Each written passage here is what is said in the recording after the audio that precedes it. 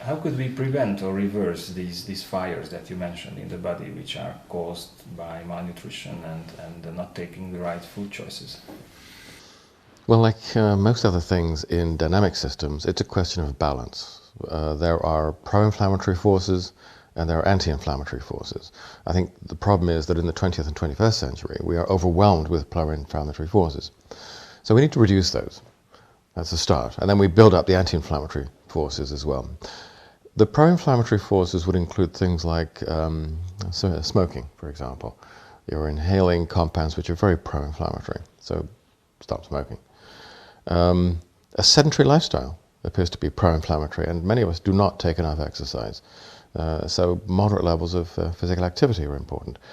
Another very important source of pro-inflammatory factors is our diet. A diet which, thanks to the industrialization of food processing, has an omega-6 to 3 ratio, which is excessively high. And that foments chronic inflammation. And that's made worse by the fact that a lot of us eat processed foods and fast foods. And to make fast foods and to make processed foods cheaply very often, generally, requires high temperature cooking.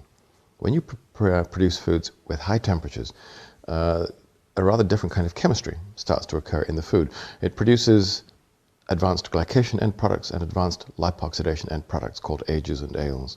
And so when we eat those, they create pro-inflammatory climate in the body as well. So all of those things, bad.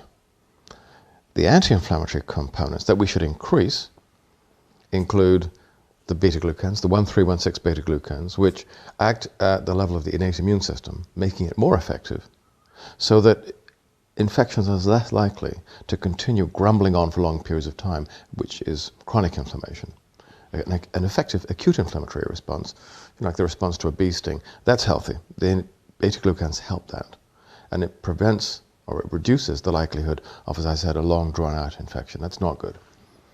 But the other two categories of nutrient that have been taken out from the diet and we need to put back in are the omega-3 fatty acids, which means more oily fish, or properly formulated fish oils. And by that, I'm afraid I do not mean most of the products currently on the market. And polyphenols. These are the most important other anti-inflammatory components. Now, omega-3s determine a kind of anti-inflammatory climate in the body. The polyphenols give you anti-inflammatory weather. They're acting in the short term. Put the two together and you damp the fires. So you take away the negative things, increase the positive things, and you move the needle from pro-inflammatory to anti-inflammatory. It's a lifestyle shift, fundamentally. Once you do that, your risk of acquiring one of the degenerative diseases is reduced. By how much? Well, the Victorian data says by over 90%, which means we can close down hospitals and put a lot of doctors out of business.